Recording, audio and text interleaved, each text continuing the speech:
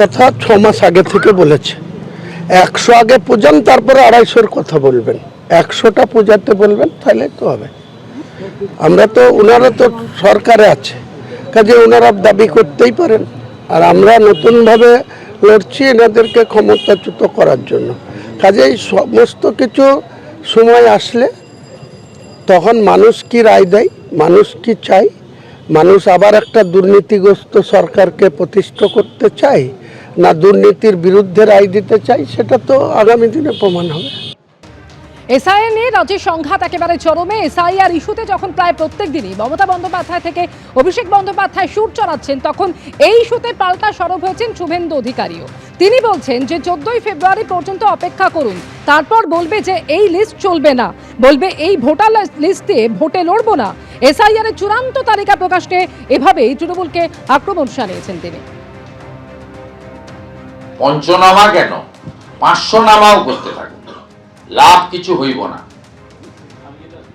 চোর একদম কট হ্যান্ড ধরা পড়েছে। এদেরকে 14 ফেব্রুয়ারির পরে বলতে হবে এই ভোটার লিস্টে নির্বাচনে আমরা যাব না।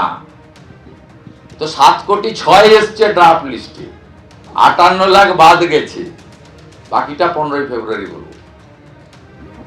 অভিষেক বন্দ্যোপাধ্যায় আজকে রামপুরহাটের সভায় দাঁড়িয়ে 250 আসন জেতার কথা বলেছেন, আর এই নিয়ে হুমায়ুন কবির তাকে পাল্টা চ্যালেঞ্জ ছুড়ে দিয়েছেন। তিনি বলছেন 250-র কথা বলছেন, আগে 100 আসন জিতুন।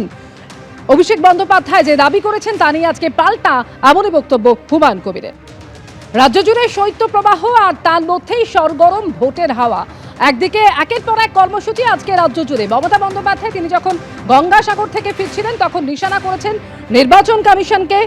অন্যদিকে রামপুরহাটে আজকে সভা করলেন অভিষেক বন্দ্যোপাধ্যায়, রানাঘাটে আজকে সভায় উপস্থিত ছিলেন শ্রমিক ভট্টাচার্য এবং দিলীপ ঘোষ, আর বাঁকুড়ায় তালডাংরায় আজকে পরিবর্তন সংকল্প যাত্রায় অংশ নেন সুকান্ত মজুমদার।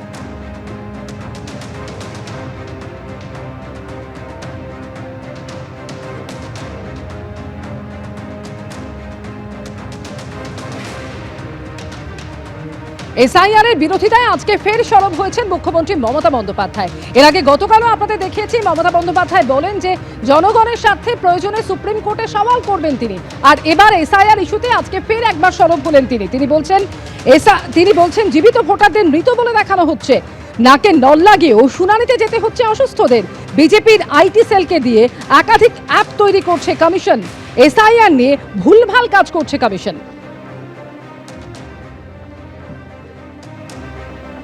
ভুলভাল করছে ইলেকশন কমিশন, জীবিতদের মৃত দেখাচ্ছে, বয়োজ্যেষ্ঠদের নাকে নল পরিয়ে নিয়ে যাচ্ছে, এবং যেসব অ্যাপ করেছেন বিজেপির আইটি সেলকে দিয়ে, সেগুলো ইললিগাল, আনকনস্টিটিউশনাল, আনডেমোক্রেটিক।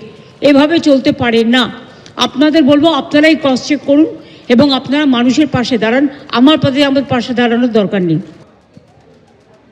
আজকে রানাঘাটে সভা করেছেন দিলীপ ঘোষ, আর যে সভায় দিলীপ ঘোষের মুখে উঠে আসে শুভেন্দু অধিকারীর নন্দীগ্রাম জয়ের প্রসঙ্গ। তিনি বলেন যে কানমূলে বাড়ি পাঠিয়ে দিয়েছে নন্দীগ্রাম। নন্দীগ্রাম নিয়ে মমতা বন্দ্যোপাধ্যায়কে এভাবেই আক্রমণ শানিয়েছেন দিলীপ ঘোষ। এখন বেরিয়ে পড়েছেন, সভাপতিত্ব কাটিয়ে রাস্তায় নেমেছেন, এবার নাকি উল্টে দেবেন, পাল্টে দেবেন। কি করবেন সেটা বাংলার মানুষ জানে। তাই এসআইআরই আমরা বুঝেছি, দিদিমণির যে ভবানীপুর থেকে যেতেন সেখানে 44,000 নাম বাদ গেছে। উনি কত ভোটে যেতেন, কেন যেতেন আমরা জানলাম। যে নন্দীগ্রামে গেলেন ওখানকার লোক কানগুলে বাড়ি পাঠিয়ে দিল, ওখানে মাত্র 10,000 মৃত ভোটার ছিল, জিততে পারলেন না। ভুয়ো ভোটার দিত। তার খুব প্রিয় ভাই মেয়র ববি হাকিম, তার এলাকায় 66,000 বেরিয়েছে ভুয়ো ভোটার। বুঝতে পারো তার আদলে 20, 25, 30% ভুয়ো ভোটার আছে। এই যে 3বার জিতেছে টিএমসি, পুরোটা ভুয়ো ভোটারের ভোটে জিতেছে। সিপিএম তাই করতো। এসআইআর রুখতে এবার সরাসরি সুপ্রিম কোর্টে সওয়াল করার ঘোষণা করেছিলেন মমতা বন্দ্যোপাধ্যায়, আর জানি পাল্টা মমতা বন্দ্যোপাধ্যায়কে কটাক্ষ করেছেন শ্রমিক ভট্টাচার্য। আগামীকাল কোর্ট খুলবে, আমরাও আইনে যাব। এত মানুষের মৃত্যু, এত মানুষকে যেভাবে হ্যারাস করেছে তার বিরুদ্ধে, এবং প্রয়োজন পড়লে আমি নিজেও পারমিশন চাইব দরকার হলে আমিও সুপ্রিম কোর্টে গিয়ে মানুষের হয়ে আমি প্লিড করব, আমি মানুষের হয়ে কথা বলবো। আমি নট অ্যাজ এ লয়ার যাব, আমি লয়ার আছি, আমি নট অ্যাজ এ লয়ার যাব, আমি একজন সাধারণ নাগরিক হিসেবে আমি তো আমার কথা বলতেই পারি।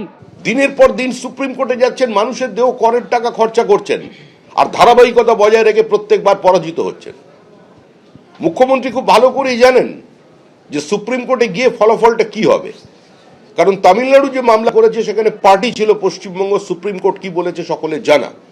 এখন মুখ্যমন্ত্রী কালো কোট পরেই যান আর মুখ্যমন্ত্রী সবুজ রঙের ব্লেজার পরেই যান, ফলাফল কিন্তু একটাই হবে, সেটাও মুখ্যমন্ত্রী জানেন। আর পশ্চিমবঙ্গের মানুষকে, পশ্চিমবঙ্গের মহিলাদের এতটা রাজনৈতিকভাবে অচেতন বা মূর্খ মনে করার কোনো কারণ নেই। মানুষ অনেক নাটক দেখেছে, তবে এর চিত্রনাট্য অত্যন্ত দুর্বল। এবিপি আনন্দ, এগিয়ে থাকে, এগিয়ে রাখে।